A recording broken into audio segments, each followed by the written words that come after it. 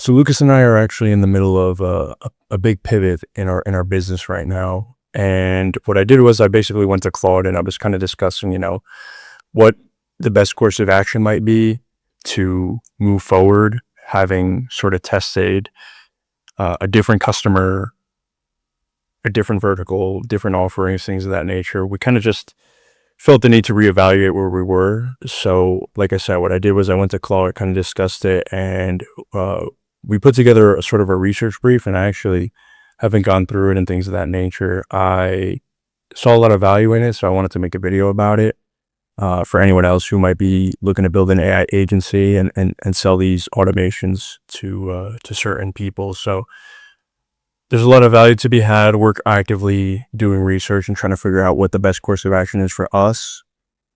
And, when doing that, I figured it made sense to document it as well. So what you can see here, it's pretty straightforward. It's just an HTML file. You can see the Luda research brief here at the top.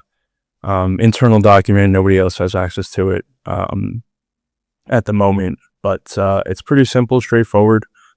I think the biggest thing and the most common misconception when it comes to trying to sell AI tools, AI automations, AI workflows is that you need to build the automations first. I think everybody kind of falls down that rabbit hole. It's very easy to build this stuff. It's really cool. It's really fascinating. That's how my brother and I got into it. But the biggest thing is establishing who your customer is going to be and if they have a problem that can be solved by AI. So with that being said, like I said, we kind of jumped down the rabbit hole of building.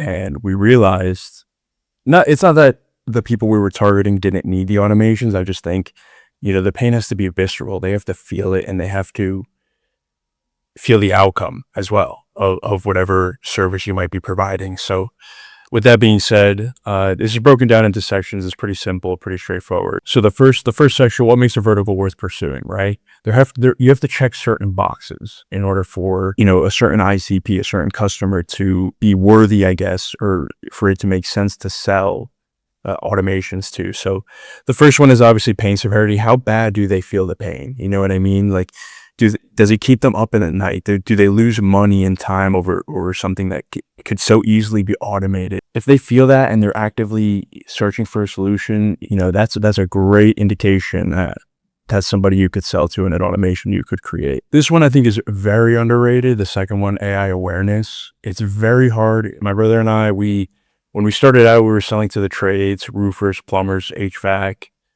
electricians, things of that nature. And it's not that there's not a need for it in that industry. There's obviously some giants in the industry that are doing something similar, but it's very hard to convince people who work with their hands and things of that nature that they need AI in their business. They need a voice agent. They need, these things, especially when they don't know what that is. It's easy for us to explain it and talk about it because we use it every day and we build things every day with AI, but the average person who may not be caught up with the trends is not going to understand what you're talking about. So you kind of have to speak their language. And to this point, I think finding an industry or a vertical where people are AI aware at the very least makes it a little bit easier on you to explain the tools if need be. The sales cycle length, this is big too. You could pick almost any vertical in my opinion, and the sales cycle won't be significant unless you're targeting, big enterprises with procurement teams and things of that nature. But otherwise, owner operated businesses are going to be the way to go. They're the decision maker. Obviously, it's ideal if you can get in contact with them somehow via phone call or email, whatever it may be. So you really can't go wrong with that one. It's pretty easy to find those owner operated businesses so that the sales cycle isn't, you don't have to jump on 20 meetings to close a deal, right? ACV ceiling, this is one that we really didn't consider initially, and I think there is value in considering it. You see all this bullshit on social media about people charging $10,000 a month for automations, this, that, and the other. And while that may be true, what companies can realistically pay a consistent retainer of, let's say, $800 to $1,500 a month? You know what I mean? And see the ROI and it makes sense for them to invest that kind of money in your services. So you definitely have to kind of decide, what makes sense as far as that regard. The incumbent gap, a huge one, definitely worth considering.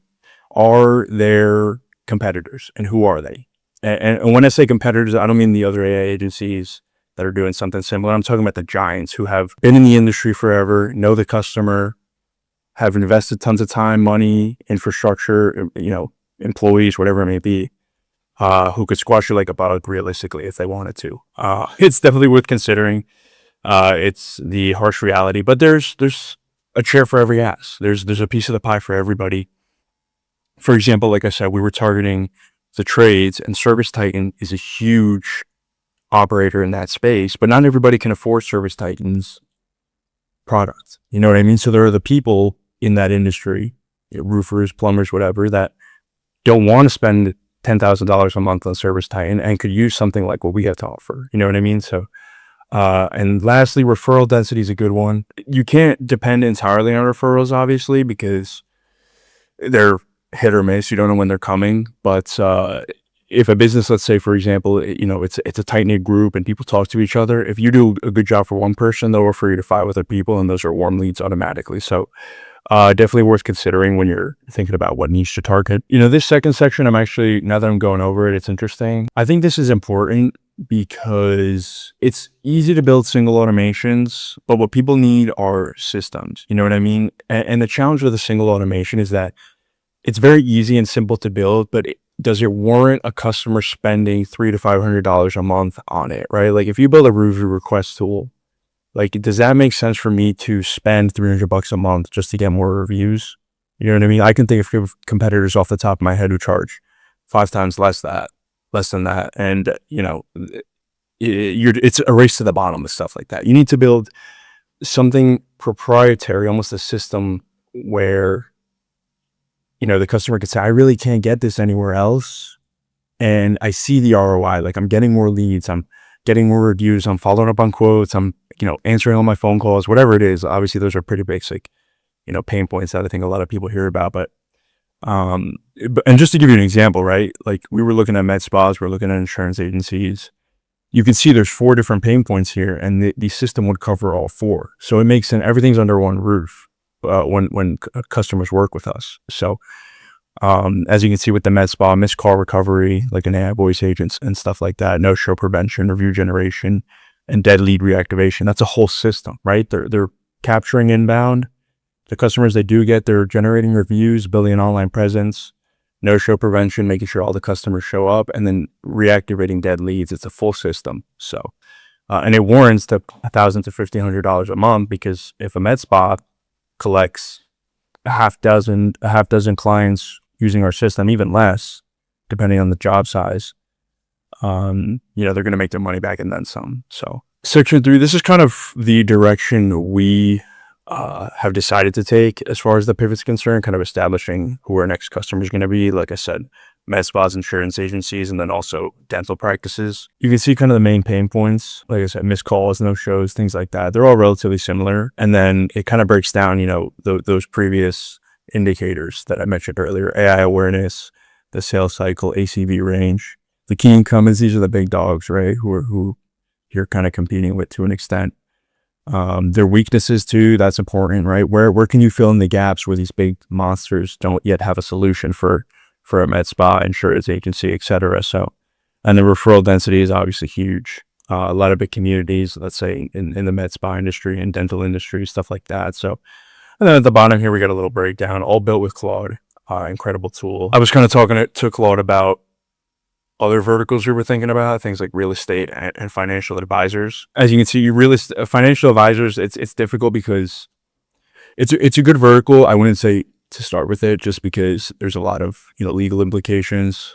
Things have to be sort of compliant. You know what I mean? So if it's kind of hard to, it's a longer sales cycle. It's harder to kind of get that approval and things of that nature. So it's definitely not one that I would focus on initially. And then when it comes to real estate, there's a lot of incumbents already. Not to say that there's not a space for somebody to do something like this, and I'm not saying it's something we won't explore in the future, but for the time being, I think it's as you see, yeah, right. Like Claude says, these aren't wrong for forever; they're wrong for right now. So it's like I said, there's a chair for every ass. And then this is a really interesting one, the 5th section here, the research step. So how are you figuring out what makes sense, as far as who you're going to target, right? So This is actually news to me. We're big end-to-end users. I love end-to-end. I don't use Make or Zapier too much, although I think we should a little bit, kind of just see what it's about. Zapier, I know, has a ton of integrations and stuff like that with tons and tons and tons of other companies, and same with Make. But they have template libraries, so you can go and search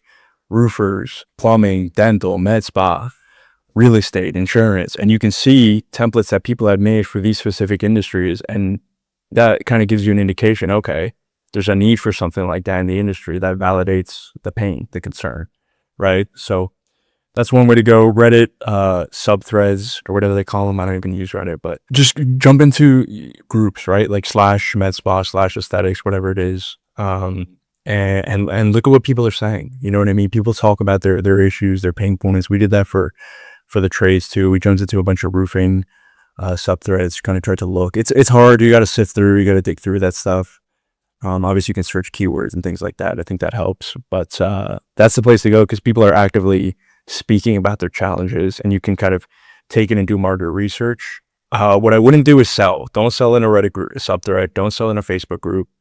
You're a pain in the ass. It's annoying. Nobody likes those kinds of people, and it almost never works. I've never seen that work once, and I've seen it a lot. So same with Facebook groups, same deal with Reddit. Just join Facebook groups and kind of dig through and see what people are talking about, stuff like that. So Indeed and LinkedIn job postings, pretty underrated, because if you, let's say, go on Indeed especially, I feel like Indeed is better for this, but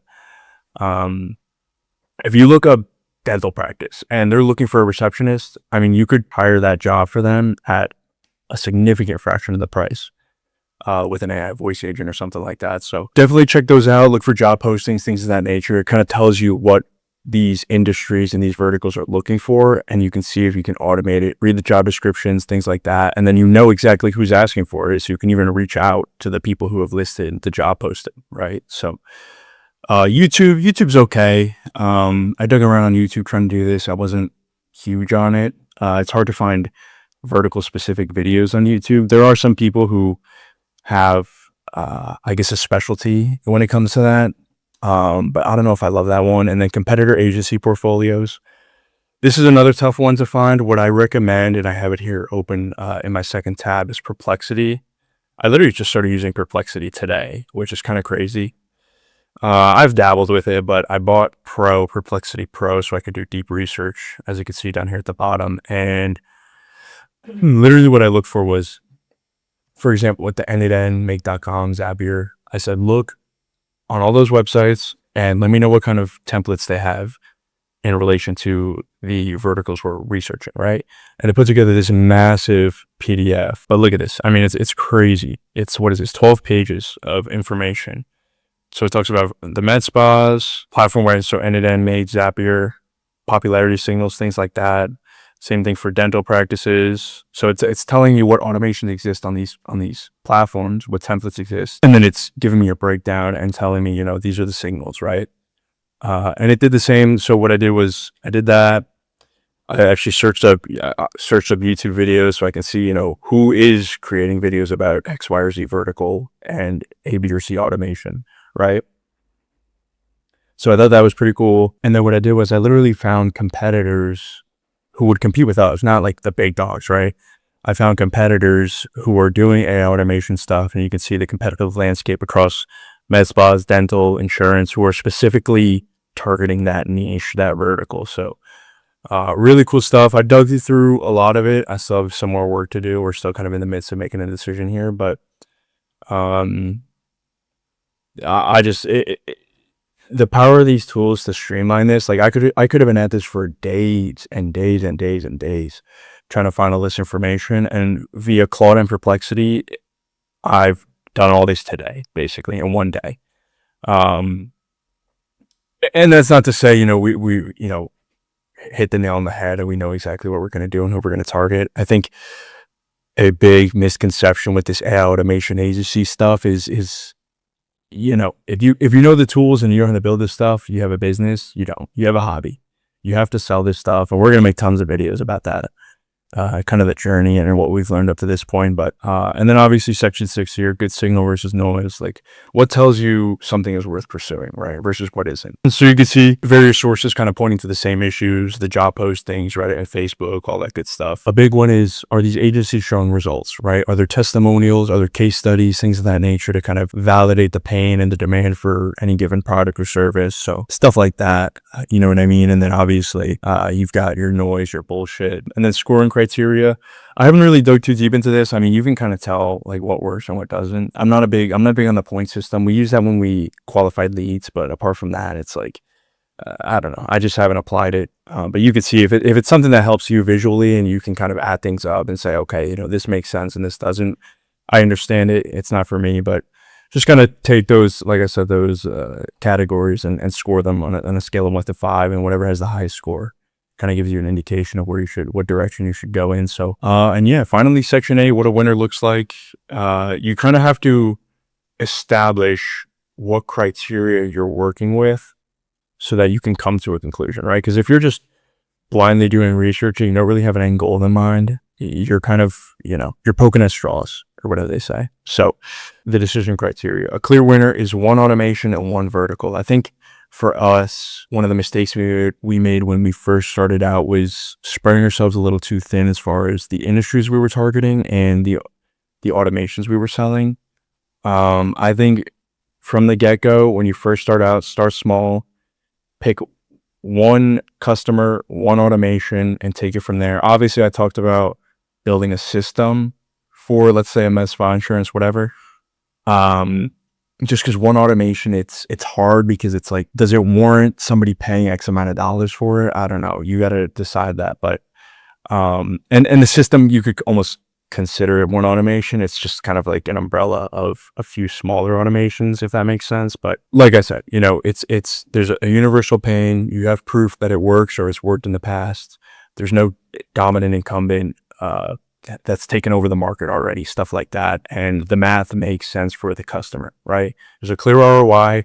They see the solution. I would offer a free trial or something like that just so they can use it, this and that. And yeah, that's pretty much it. We're going to have a ton of videos like this coming, talking about how to build an agency, things like that. Like I said, I think there's a very common misconception on social media about how to do so. And I think a lot of these people just, they give you the shiny stuff, you know what I mean? And not the nitty gritty, the sales, kind of what goes into the back end and, you know, getting into the weeds, getting your hands dirty. So I think that's missing, and we're excited to document it. So this is just kind of a step on that journey. And I think what I'll do, actually, as a matter of fact, is I'll make this HTML a link. Maybe I'll kind of revamp it so it's a little more agnostic as opposed to just using med spas, insurance, dental, whatever. So you can almost go through it and use it as a checklist of some sort if you want to build your own AI agency or whatever it is, and kind of decide what makes the most sense for you. So if you enjoyed, leave a like. A ton more videos coming like this, and yeah.